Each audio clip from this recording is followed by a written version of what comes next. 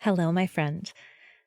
I have a special invitation for you.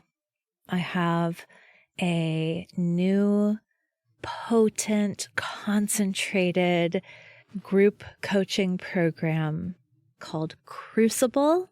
We begin on April 10th.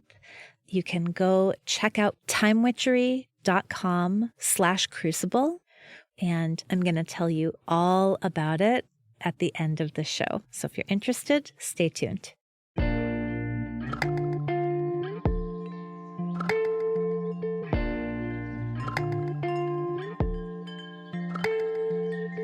Welcome to Mind Witchery. I'm your host, Natalie Miller, and I'm so glad you're here.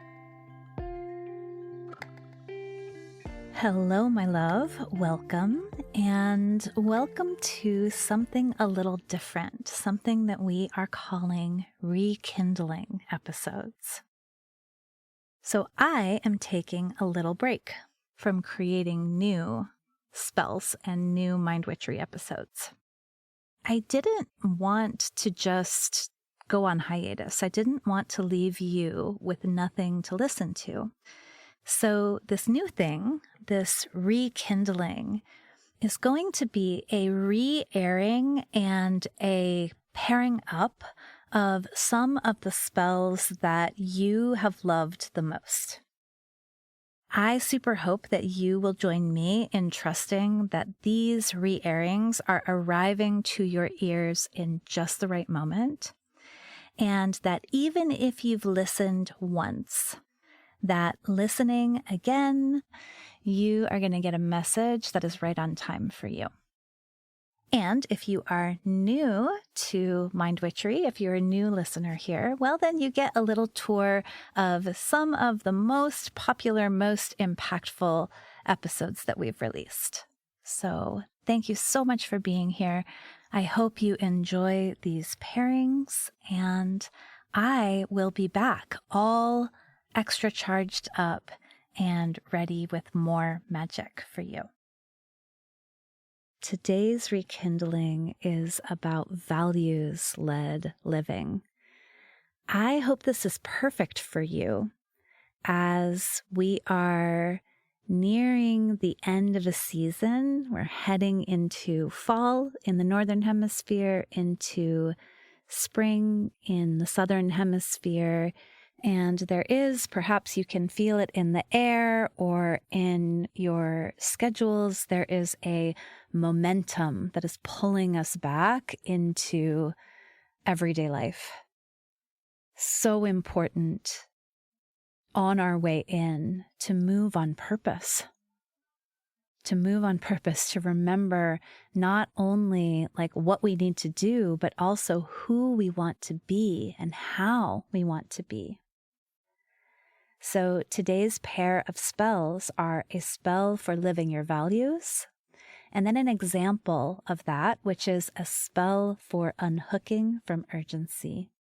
We'll begin with a spell for living your values. Here's a lovely listener letting you know what that's changed for her. I'm Christina, and right now I am in Minneapolis. The spell around connecting with your values. That was so eye-opening, powerful, and helpful. I loved that first question that was, what makes life worth living for you? That was from the Jenna LeJeune book, maybe. And the first thing that came to my mind was beauty.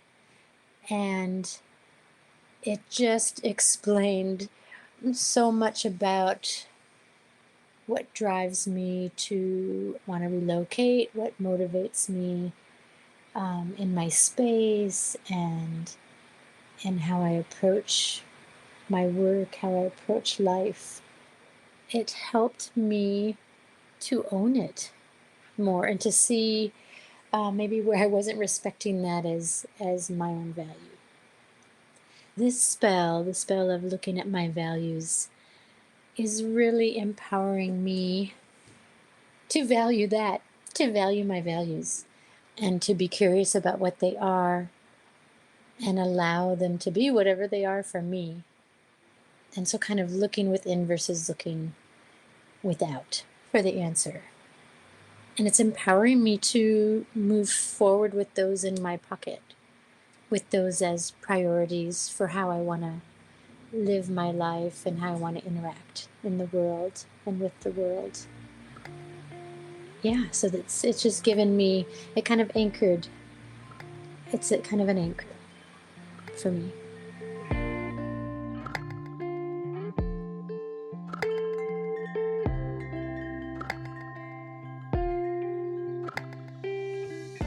Hi there. I am recording this on a Monday morning, and it is a Monday morning where there is not a single appointment on my calendar. Isn't that just the most glorious thing? It's such a treat and such a delight, and it's actually evidence of what I want to talk to you about today. Because today's episode is about values-led living. This is something that is so top of mind for me because it's the current focus of the small group coaching program I lead called Cauldron. So the Cauldron Witches and I are working together to clarify and then to more fully embody our values. One of my values is spaciousness. I love to have room to create. I love to have room to innovate. I love to have space in my everyday life. So when I wake up on a Monday morning and I realize, oh, I have a whole day to do what feels good, I am so grateful to that part of me that knew spaciousness is important and managed to create this life, this workflow in which I have extra space and time.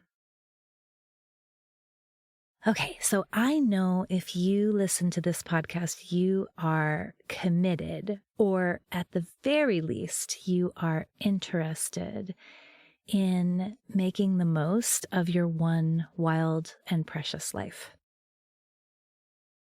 And I really think that attention to values, not just the ones we hold dear for ourselves, but also the dominating values in our dominating cultural systems, I think awareness of these can help us to make sense of why we do what we do, and can help us to understand why sometimes, even if we know we want a spacious life, and even if we create some space in our calendars, why it is so difficult sometimes to maintain that.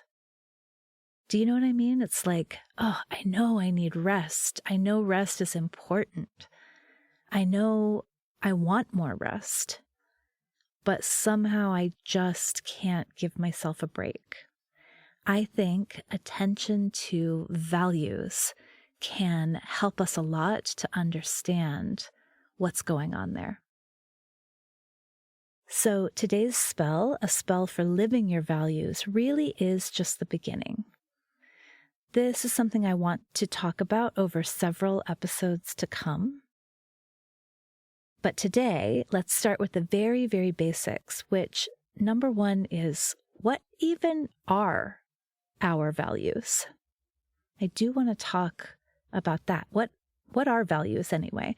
And then number two, what will help me to discover what my values are?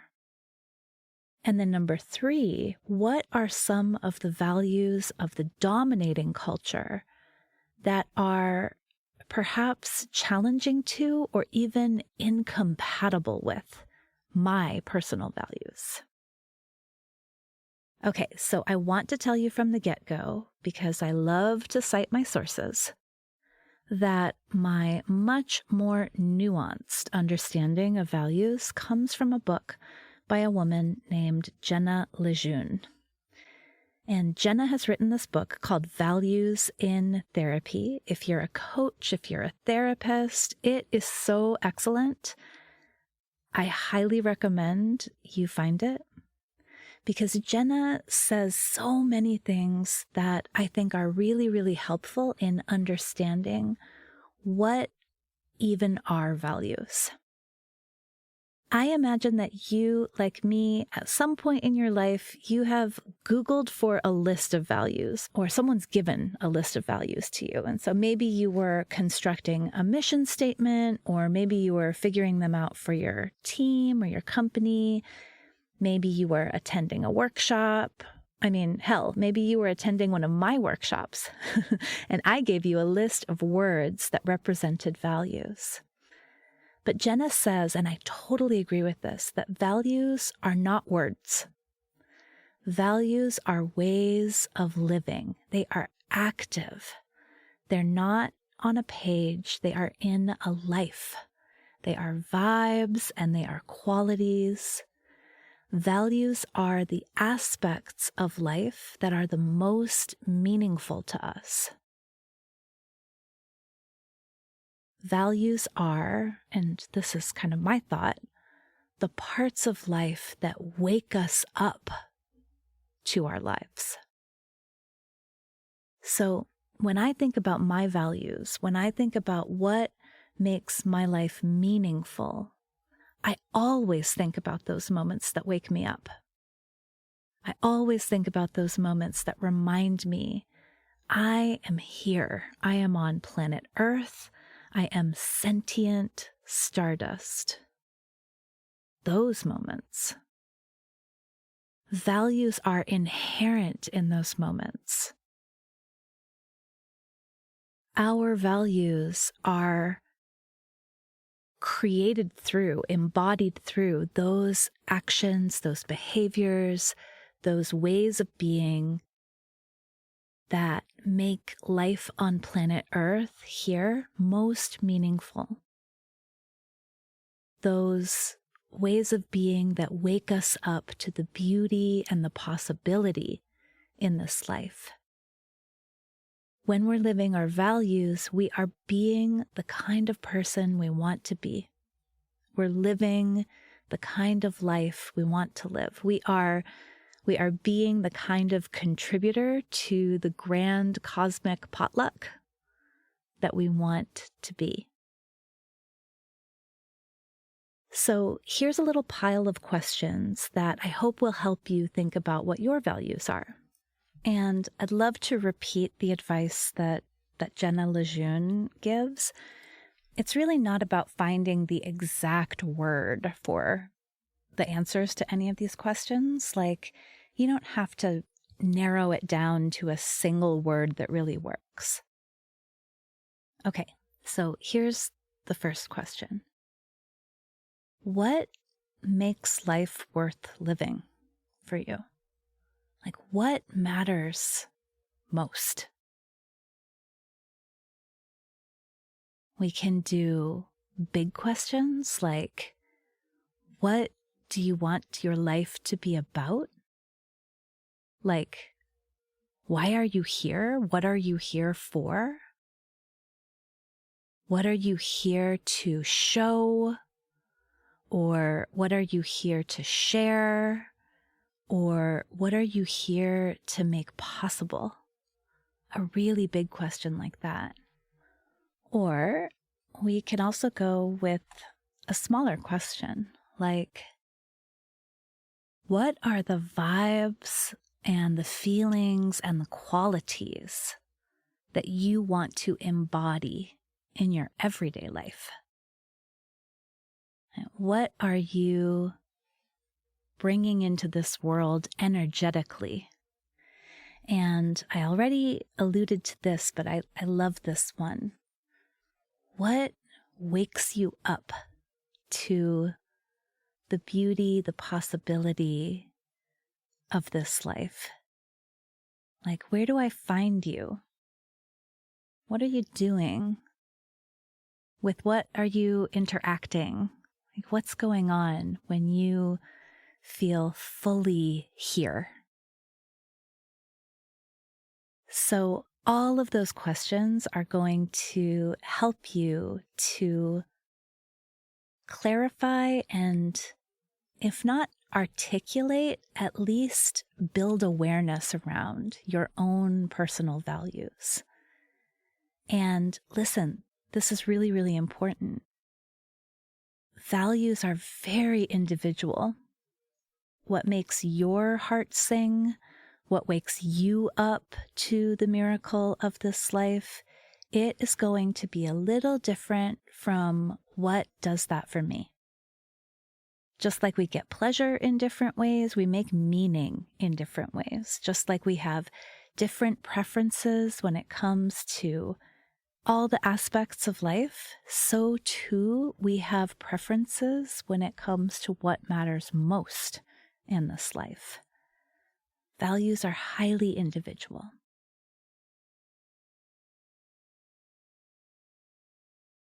I will admit to you that values are not something to which I'd given a lot of conscious thought until the last couple of years, really.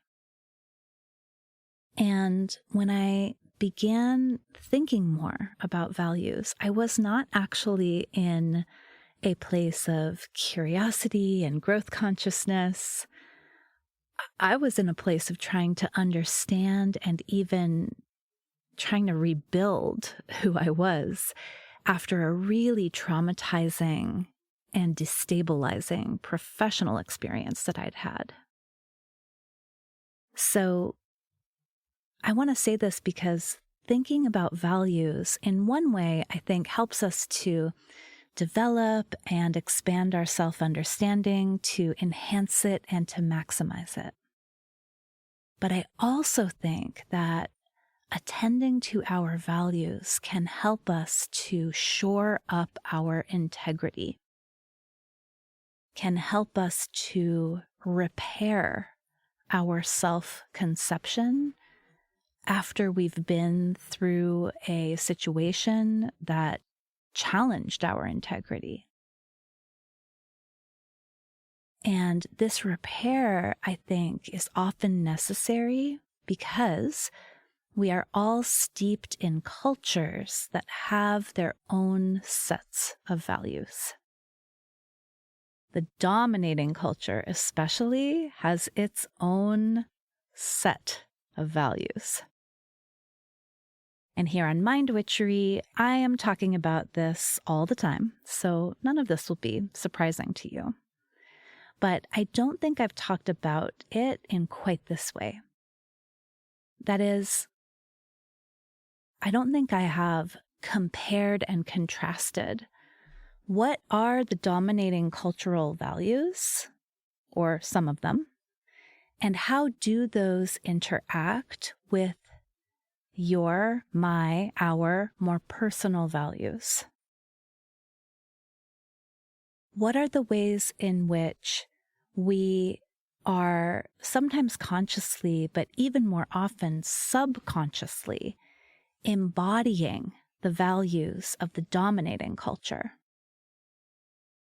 And how might that be part of what's going on when it feels hard to turn toward and cultivate our personal values, right? To take that break when we know we value rest, or to create a more spacious schedule when we know we want room to be able to be creative. Why is that so hard? I think it does come down to a values incompatibility.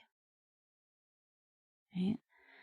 So when our personal values are incompatible with the cultural values that we've been imbibing and have been soaking in for so much of our lives, that's where our integrity as individual humans, our alignment of heart and mind and body and soul, that's where that becomes difficult. Okay? So let me give some examples of this. I've identified a few values from a dominating culture that is very active on our planet. And I see these dominating cultural values wreaking such havoc in my own consciousness and subconsciousness, and also in my colleagues, in my children, in my clients. Now, I think you will recognize a lot of these values because they are extremely prevalent on our planet today. But I also want to acknowledge and respect that everyone's experience of these values is going to be different. In addition to the main dominating culture that we are swimming in, we also have various subcultures that we are immersed in. There are religious cultures, there are ethnic cultures, there are professional cultures, there are all kinds of cultures that also shape and shade our experience of these values. So I am sharing mine, I'm sharing what I see, but yours will be different. So I encourage you to reflect on how it's similar and how it's not. All right, so the first kind of dominating cultural value I want to talk about is productivity. The dominating culture loves productivity. And I don't know about you, but when I get to the end of a day where I have been productive, where I've done a lot, I feel great. And there is a part of me that is celebrating productivity. Look at me getting shit done. Look at me doing what I wanted to do. Look at me doing, really. But with this value, there's another part of it that is a little less delicious. There's a part of it where sometimes I sense that my value as a human is attached to my productivity, to what I do. I think you've heard of this concept before, that we are human doings rather than human beings. So I acknowledge that productivity is something I know has a lot of value and weight in my consciousness, and more than I would prefer. Hand in hand with this exalted value of productivity is efficiency. Oh my gosh. Our dominating culture loves efficiency. It prizes efficiency above so many other qualities. You've seen this, right? Like in healthcare, for example, efficiency is prized over listening. Let's get the people in and out in a timely manner rather than really be with them for as long as it takes. Now, I know that's not true everywhere, but in most healthcare environments, that is how it works. I see a desire for efficiency come up so often when I and my beloveds and my clients are building something new or going in a new direction. And we're just wanting it to be as clean and clear and efficient as possible. Like, what is the shortest path between A and B? It's like we're all trying from the very beginning not to have any detours or any scenic routes, not to make any messes, no mistakes, no exploration, no experimentation. It's like success equals dialing in the very best and most efficient way to do this whole thing. Rather than, success is something that I discover slowly and gradually through trial and error and experimentation and creativity. Now, creativity is a huge personal value of mine, but that can often lock horns with efficiency, which I've been accultured I've been conditioned to prize. Okay, here's the next one. Competition and comparison. So these dominating cultural values ask us to look around and see, what's everyone else doing? How's everyone else doing? How does what I'm doing compare to what they're doing? Okay, again, values are very individual, and I know there will be some of you out there who are like, fuck yeah, I love competition. I am competitive. It's meaningful for me. It's motivating for me. It wakes me up to this life. And I love that for you. But I will also say that I so often see competition and comparison showing up in a disabling way. This need to look around and see what everyone else is doing, this focusing on being better than everyone else, for lots of us, it does not actually complement the way we want to be with our co-creators in this life. Okay. One more value from the dominating culture: accumulation. Ooh, we are encouraged to accumulate. Accumulate like almost everything. Accumulate wealth, accumulate properties, accumulate investments, accumulate letters behind your name, accumulate trainings and certifications, accumulate followers, accumulate subscribers. At the very same time, our culture has trouble with clutter and trouble with overwhelm and trouble with the too muchness of life. Underneath, there is a dominating cultural value of accumulation. Okay, maybe you've already solved this puzzle, but I'm going to repeat those 4 dominating cultural values, and you'll see where they come from. So we have productivity, efficiency, competition, comparison, and accumulation. That's all capitalism, especially the version of capitalism that is dominant on this planet right now. So listen, it is no accident that we, even if not consciously, are subscribing to these values. Because, hey, this is the system within which we work.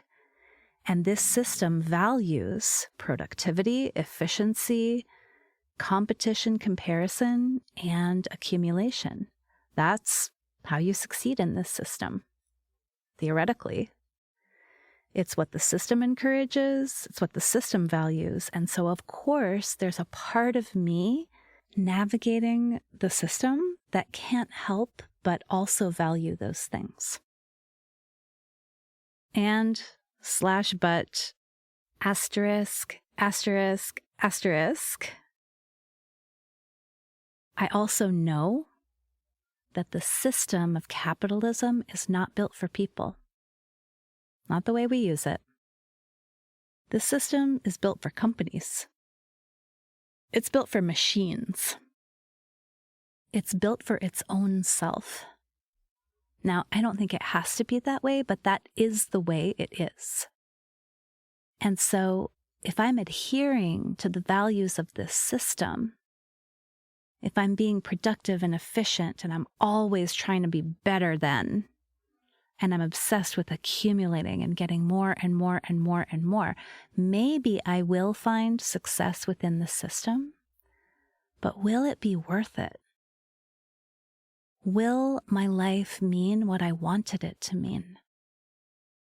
Will I be able to embody the values, the vibes, the qualities that I really want to see more of in the world? Will I be able to be awake and alive to the miracle of this life? I am sad to say I have seen so many cases, personally and professionally, where success in the system and for the system has not actually led to a meaningful life, to fulfillment, like to a fulfilling life for the person themselves, and even a fulfillment of that person's potential. Okay, now of course, this is from my perspective. I don't pretend to really know whether or not someone is fulfilled by the values they're embodying in their lives. All I have to go on is to see, does their walk match their talk? Like, does their apparent success really feel successful? Does their life feel as good as it looks?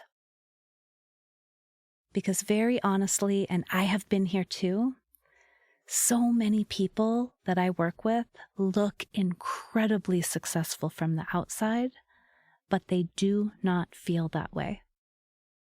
They know their walk is not matching their talk. And that feels terrible. I know from experience, from being in apparently very successful places and feeling so shitty. This is that place where the dominating cultural value doesn't complement, doesn't support, doesn't even allow me to live my personal value. There's a lack of integrity. And I share this because if there is a place in your life where you are feeling out of sorts, an aspect of your life could be your work, a relationship, a family thing, your neighborhood, I don't know. If there's a place where you are feeling like you can't quite access your authority, your personal authority, where you are like, I am doing shit I don't want to be doing. Why? Why am I doing shit I don't want to be doing? If you're there, I really invite you to take a moment to explore your values, both your own personal values and the values of the dominating culture around you. Remembering that, like Jenna Lejeune says, values are ways of living. Values are evident so much more in our walk than in our talk. So looking at your everyday life and looking at the bigger picture of your life, you can see, which values am I bringing to life? And are they truly my own? Because my sense, sweetheart, is that if you feel either that you are falling short of a standard, or that you are doing shit you do not want to do in order to meet a standard, the problem is not you. The problem is a values misalignment. It is a values incompatibility.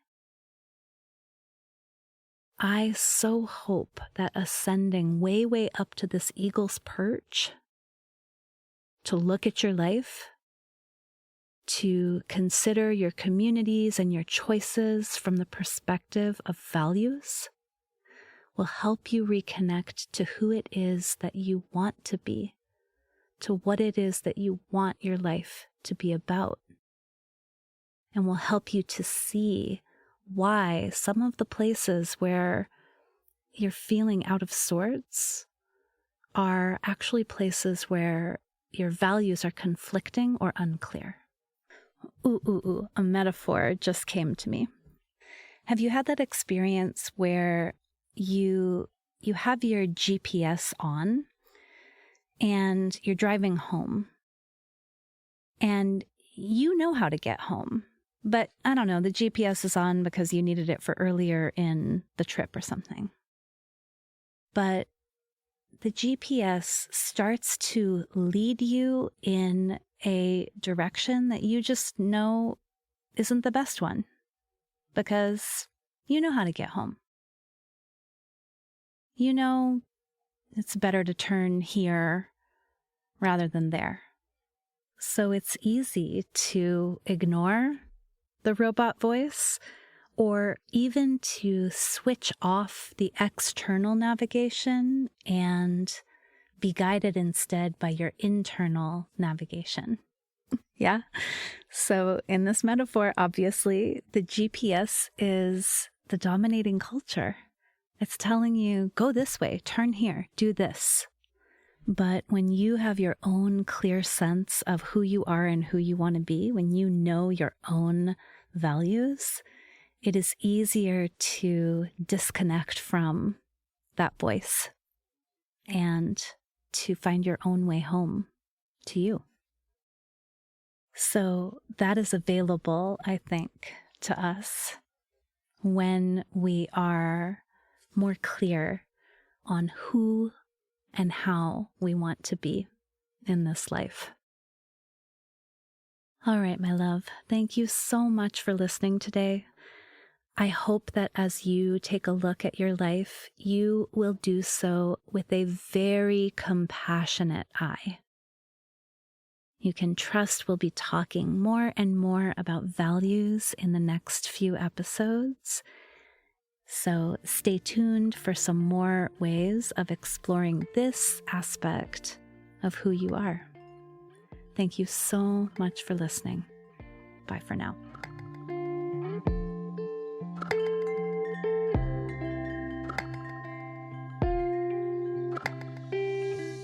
One of the dominating cultural values that we encounter all over the place, and I think it's related to productivity, but I want to name it specifically in this next spell, and that is urgency. It is being in such a hurry all the time. I don't know about you, but I do not want this next season to feel so pressed and rushed. I don't want to miss the beauty. I don't want to miss the preciousness of this next season of life. Neither does our lovely listener, Forrest. Let me let her tell you how the spell for unhooking from urgency has shifted the way she is thinking about and showing up in her everyday life. Hi, I'm Forrest, and I live in Black Mountain, North Carolina, just outside of Asheville. I have especially loved a spell for unhooking from urgency. It's bled into every aspect of my life, from the way I go about caring for my home, yes, the dishes can wait until morning if need be, or when getting ready to leave the house for an adventure, I will take the time that I need, thank you. And even on work trips. No, I don't want to stay out and party and cram every second of my day with something, because a walk at night in a new city sounds peaceful and welcoming. This is something I've known for a while, but always need to be reminded of, because there is this ever-present pressure to keep doing and keep busy, to keep creating memorable moments, and to keep seeking photo-worthy adventures. When I was healing from Lyme disease after high school, I thought I would just need the summer and then would be on my way to college in the fall like my friends. Well, I was very much mistaken. It took much longer to undergo treatments and give my body the time to recover it needed. And I know had I rushed through it, I wouldn't be healthy and strong now, a decade later, and I also would have robbed myself of so many profound experiences that very much changed the person I was. It's empowering me to trust that things will come to me when I truly need them, and that when I do, I will be ready for them and know how to make the most of them. It's easy to want to rush through life and get to all the goalposts, but time is so precious that I find myself less and less wanting to wish time away. So often the getting there is far more fun and exciting than arriving.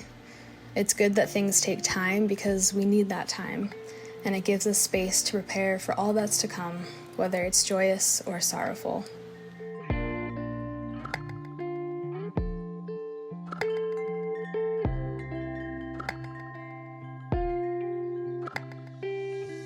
Hello, my love. Thank you so much for being here today. Today's spell, very frankly, is for me as much as it is for you. I should say, I hope it's for you. It's definitely for me. Because I am finding myself in a place where I'm asking myself to hurry up, to make things happen rather than allow things to happen, and to manifest, to do more quickly than I really feel like doing. And I know this will resonate with some of you because this is something that I coach on a lot. This sense of urgency that we have. And I think in a lot of ways, this is cultural, right? I mean, we live in the time of Amazon Prime. Remember, I ordered a Lego set at 7 p.m. in December, and it was at my door at midnight. Like, what? Whoa, that is really fast. Besides living in the time of Amazon Prime, culturally, we do like urgency. We do like a sense of urgency. And so we have 30-day money-back guarantees. We have what's going to happen in the president's first 100 days. There's this privileging of immediacy. Right? 2-day shipping, next day shipping, see results in just 7 days. Yeah? So what I mean to say by this is that we are all immersed in a broader culture that really values urgency and immediacy and speed. And yet, we are all organic creatures. We are humans. And life, it turns out, moves at the speed of life. So for me personally, this is really resonating right now because I have a couple of projects that I am enthusiastic and excited to bring into the world. And at the same time, I'm noticing that I'm pushing for things to go more quickly than I really want them to go. And that has created for me this internal conflict, right? You know me, I'm always here and I'm always in your Sunday letters. I'm always in the world saying that our desires, our ability to flow in the direction of what we want that is the place where we have the most power. And yet, I'm still a 21st century woman in the 21st century United States, just wishing things were going faster than they are. So I had this beautiful reminder this morning that life moves at the speed of life and that things take time sometimes. This reminder came in the form of thinking and talking about a couple of my houseplants. I have a house guest here, and she was admiring a couple of the different plants, and I pulled out this one that is a real favorite of mine.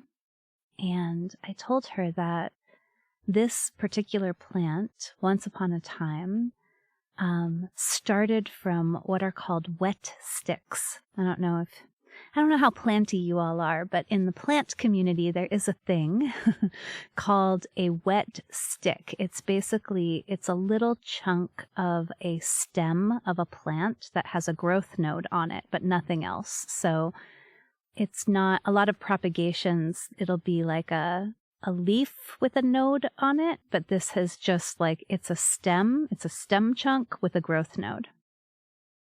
And I think I swapped for these wet sticks in a plant swap or something last spring. And I wasn't quite sure what to do with them. The interwebs told me, put them in water and put them on your windowsill. So I did. And my friend, nothing happened. I mean, it didn't look like anything was happening. Obviously, something was happening under the surface, but from my vantage, nothing was happening. I would change the water. I had basically like little 2-inch sticks in a formerly spice jar on my windowsill for months.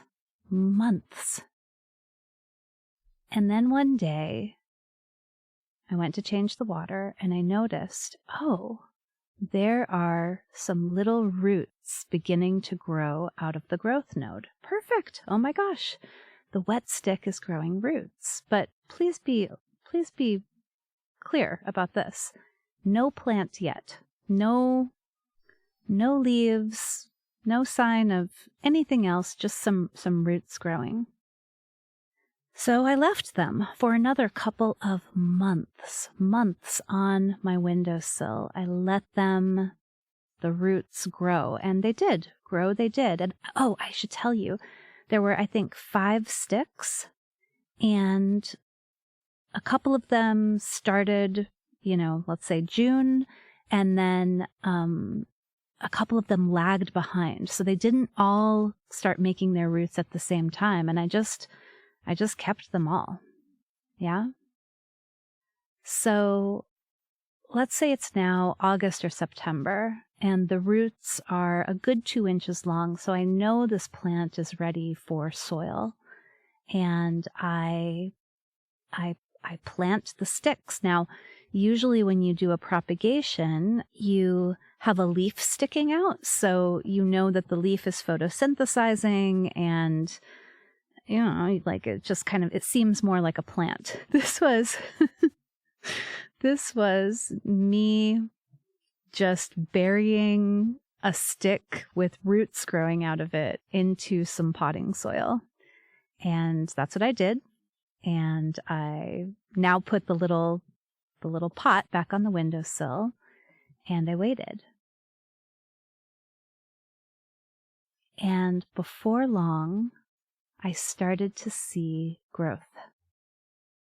Before long, I started to see little shoots coming up and out of the dirt. I started a month later to see tiny leaves beginning to form. And so as I was showing my house guest, my friend, this plant, and I was telling her the story about it, I was remembering, oh my gosh, for months, all I had were sticks in a jar of water. But as we do with plants, because you really can't rush them. You can give them fertilizer, you can give them grow lights, you can help the process along, but you can't make it happen faster than it's just going to happen. And I realized as I finished telling my friend, my house guest, this story about this plant, that was exactly the medicine I needed for this moment. I needed to remember that things can and do unfold in their own time. I'm definitely going to have to put a picture of this beautiful plant in the show notes so you can see how pretty it is, and you can also see how there are parts of it that have really taken off, and then there are other parts that are going a little more slowly, growing a little more slowly, and that this plant is right on time. This is all happening right on time. So let's talk a little bit about how to shift from urgency and hurry and rush, from a believing that this isn't going fast enough or I'm behind, into a more relaxed and open and receptive place. So the first thing, and I guess this is the spell, is life moves at the speed of life. This project moves at the speed of this project. My relationship moves at the speed of my relationship. Meaning, I'm going to trust that this particular co-creation is unfolding at just the right speed. And just because someone else's is going faster, or because my own anxiety and expectations are pressing and pulling this to go faster, it doesn't mean that faster is actually better. So it can help in these places to check in with our values. What is really important to me when it comes to this project, for example? Is it more important to me that it is fast or that it is thorough? Is speed important or is integrity important? So checking in with your values, like what is really important here, and also with your desired feelings. And so really thinking about, how do I really want to feel? How do I want to feel? Is it really speed that I'm after, or do I want to feel a sense of accomplishment? Is it really speed I'm after, or do I want to feel ease? So checking in with values and feelings, and then taking the actions not that speed things along, but rather the actions that cultivate, that promote those values and feelings.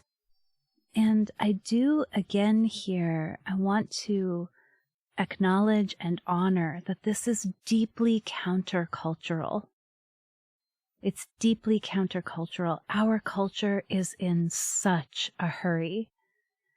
And the hurry that our culture is in comes at a very steep expense.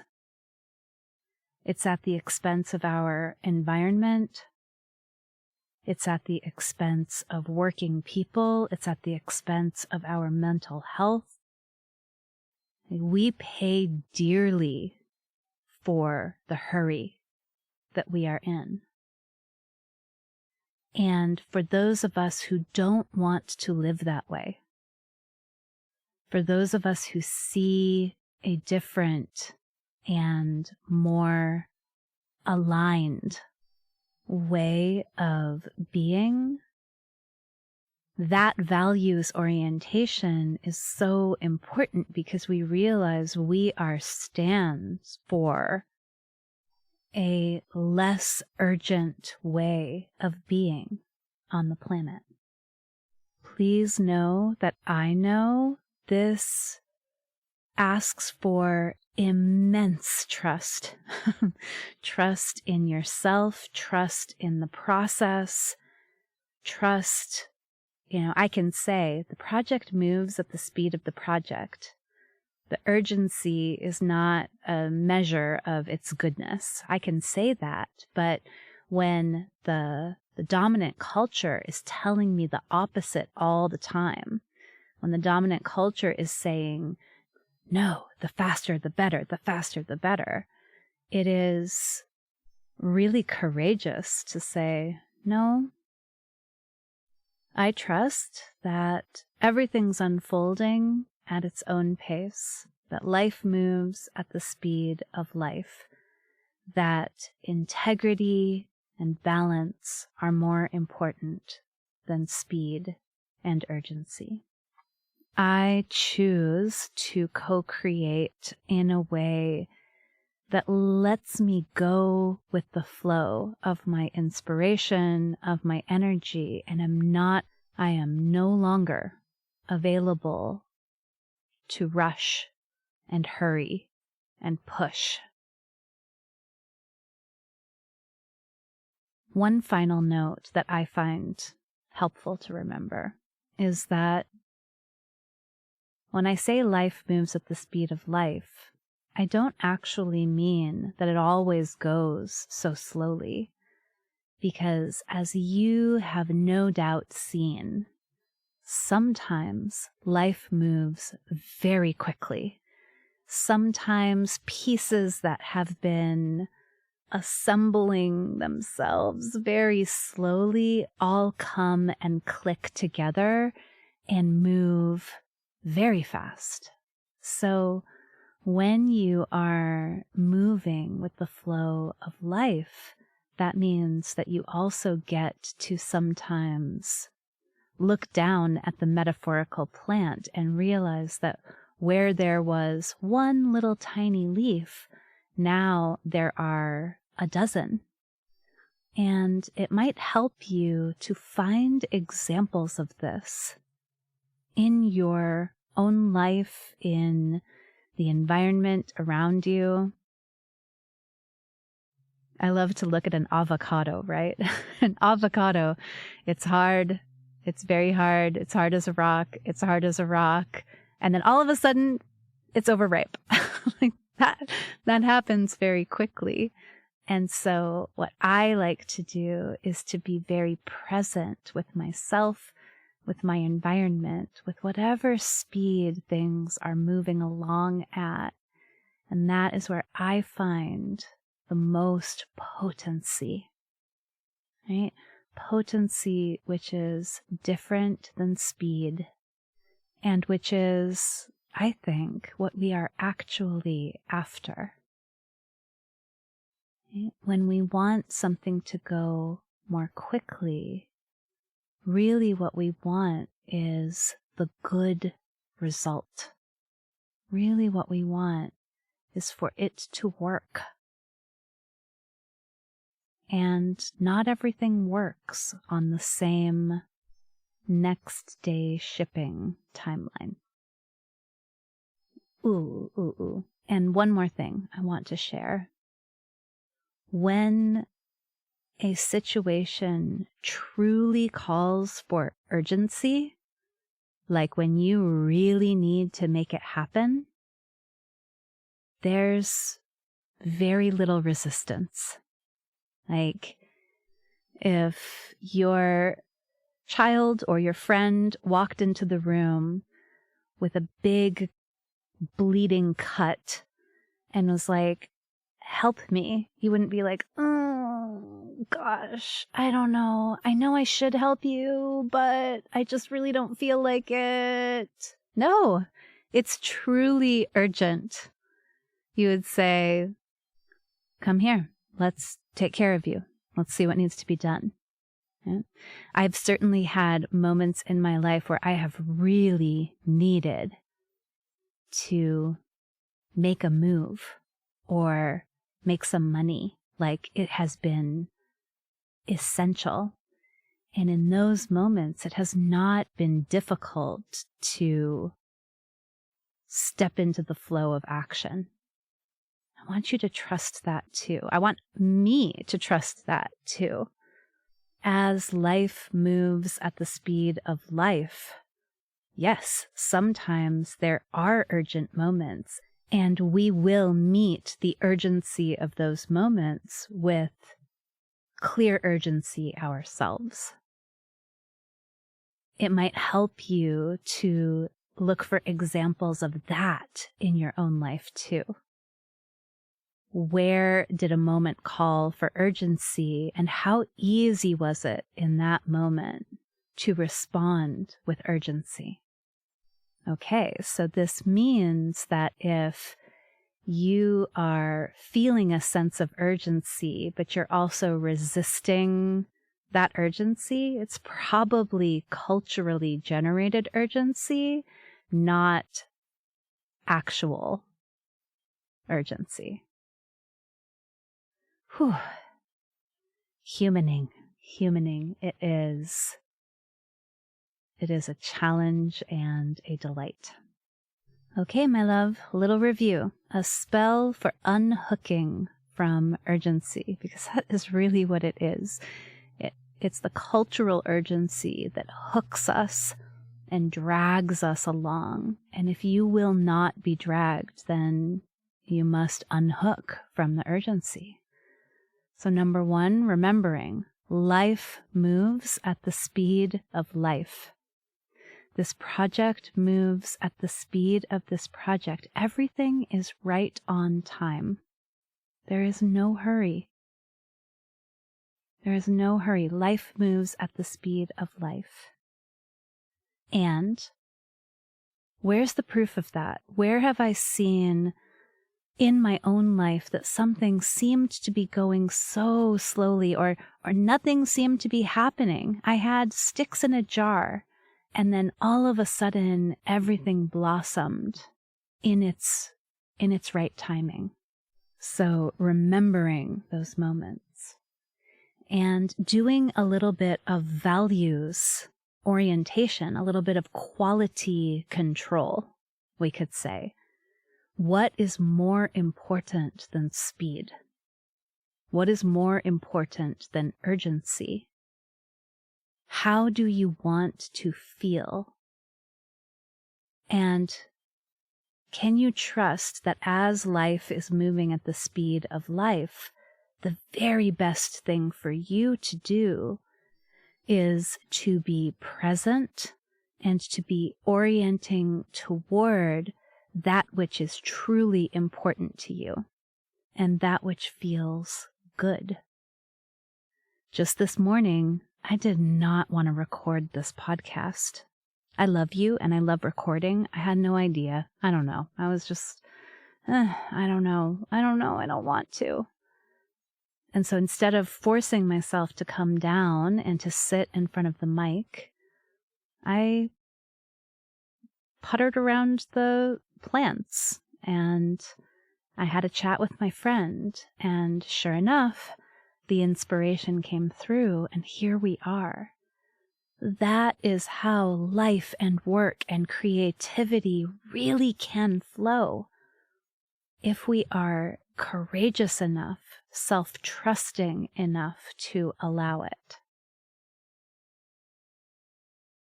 Okay, so wherever it is that the cultural sense of urgency is dragging you along, wherever it is that you are in a hurry, that you are resisting allowing life to move at the speed of life, I hope so much that you will cast this spell. Because when you are doing it, you are joining the counter culture that is here for a more sustainable, a more loving, a more natural way of being. Thank you so much for listening. Bye for now.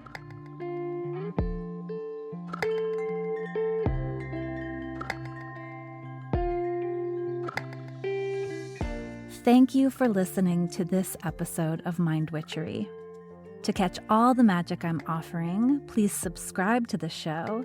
Or if you want a little bit of weekly witchiness in your inbox, sign up for my Sunday letter at mindwitchery.com. If today's episode made you think of a friend or loved one, your sister, your neighbor, please tell them about it. We need more magic makers in this troubled world. Like all good things, this podcast is co-created by stellar people. Our music is by fabulous DJ, artist, and producer Shammy D. Our gorgeous art is by the sorcerers at New Moon Creative. Mind Witchery is produced in conjunction with Particulate Media, K.O. Myers, executive producer, and I am Natalie Miller. Till next time.